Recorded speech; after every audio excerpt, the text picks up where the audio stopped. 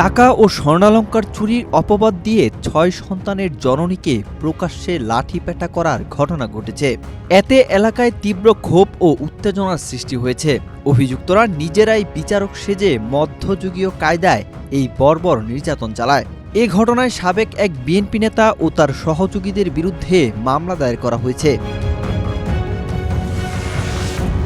জানা যায়, ছৌগাঁও ইউনিয়ন বিএনপির সাবেক সভাপতি আনোয়ার হোসেন মোল্লার বাড়িতে চুরির ঘটনা ঘটে। এই চুরির ঘটনাকে কেন্দ্র করে তারা এক কবিরাজের কাছ থেকে কিছু পড়া রুটি নিয়ে আসে। যেহেতু নির্যাতনের শিকার গৃহবধূ নার্গিস বেগমের ওই বাড়িতে যাতায়াত ছিল, তাই তাকেও সেই রুটি খাইয়ে দেওয়া হয়। স্যান্ডেলিনা সো, রূপচর্চায় আভিজাত্য। রুটি খাওয়ার পর নার্গিস বেগম অসুস্থ বোধ করলে তাকে ডাক্তারের কাছে নিয়ে যাওয়ার কথা বলে বাড়ি থেকে বের করে আনা হয়। কিন্তু হাসপাতালে নেওয়ার পরিবর্তে তাকে চুরির অপবাদ দিয়ে প্রকাশ্যে অমানবিক নির্যাতন শুরু করেন অভিযুক্তরা।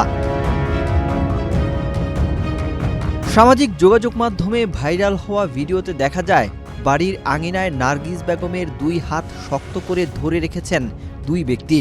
এ সময় আরেক ব্যক্তি লাঠি দিয়ে তাকে এলোপাতাড়ি আঘাত করছেন। নির্যাতনের তীব্রতায় তিনি মাটিতে লুটিয়ে পড়ে আর্তনাদ করলেও থামেনি মারধর। নার্গিস বেগম তার উপর ঘটে যাওয়া এই বর্বরতার বর্ণনা দিতে গিয়ে বলেন, ঘটনা হয়েছে তখন আমার মাথায় সেন্স ছিল না, আমি বলতে পারি না। আমারে শুধু গয়না হারাইছে, টাকা হারাইছে, মিথ্যা অপবাদ দিয়ে আমার বাড়ির থেকে টাইম, আমি অসুস্থ, আমার টাইম নিয়ে ওই বৃহস্পতিবার দিন আমি আবার হাসপাতালে গেছিলাম ডাক্তার দেখাইতে। এইসব প্রমাণ আমার কাছে আছে যে হাসপাতালে নিয়ে গেছি। ওই মিথ্যা অপবাদে ডাক্তারের কথা কই আমার হেবিতে টাইনা নিয়ে মিথ্যা অপবাদ দিয়া আমার ইচ্ছার মারা মারছে। রাজন খা, আনাসের মোল্লায় হের নেতা পেতা আছে যারা রাজন খায়, আনালক খায়, দেলু খায়, দেলু সর্দার। আর মিথ্যা অপবাদ দিছে কে? মিথ্যা অপবাদ দিছে আনোয়ার হোসেন মোল্লা। কি কারণে দিল? কি করছে? হ্যাঁ, ঘরে গয়না গাড়ি পায় না। আমাকে হেবেরিতে ভালো সম্পর্ক ছিল, আসা যাওয়া ছিল, যাতায়াত ছিল। রুটি করা নিয়ে আসে, রুটি করা ইয়ের থেকে আনছে, ফকিরের থেকে একটা রুটি আনছে কইরা, কয়টা বলে আনছে, 8টা না 9টা রুটি আনছে। আরও মানুষ এটা 12টা বাজে খাওয়াইছে, আর আমার হেরা 4টা বাজে খাওয়াইছে। কিন্তু আমি খাইতে চাই না, আমার জোর করে খাওয়াইছে। রুটির ভিতরে নেশা জাতীয় জিনিস ছিল, বন্ধ করছি, আমার বমি আইছে। রুটি খাইয়া আমি অসুস্থ হয়ে গেছি।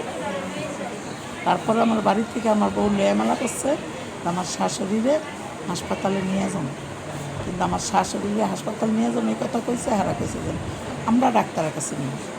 মিথ্যা কথা কইয়া, ডাক্তারের কথা কইয়া তারপরে বাড়িতে নিয়ে আমার ইচ্ছার মতো পিটিয়েছে মানুষ দিয়ে।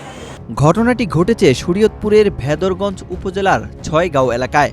এ ঘটনায় ছয়গাঁও ইউনিয়ন বিএনপির সাবেক সভাপতি আনোয়ার হোসেন মোল্লা সহ তার সহযোগীদের বিরুদ্ধে মামলা দায়ের করা হয়েছে। তবে অভিযুক্ত আনোয়ার হোসেনের বক্তব্য জানতে একাধিকবার যোগাযোগের চেষ্টা করা হলেও তিনি ফোন রিসিভ করেননি। এ বিষয়ে ভেদরগঞ্জ থানার ওসি আবুল বাশার বলেন, মামলা নিয়ে কাজ চলমান, অভিযুক্তদের গ্রেপ্তারের চেষ্টা চলছে। গুরুতর আহত অবস্থায় নার্গিস বেগম বর্তমানে শরীয়তপুর সদর হাসপাতালে ভর্তি রয়েছেন। ভুক্তভোগী পরিবার ও স্থানীয়দের এখন একটাই দাবি, দ্রুত অভিযুক্তদের গ্রেপ্তার করে দৃষ্টান্তমূলক শাস্তি নিশ্চিত করা হোক। ওয়াহিদ হোসাইন জিহাদ, বাংলাদেশ প্রতিদিন।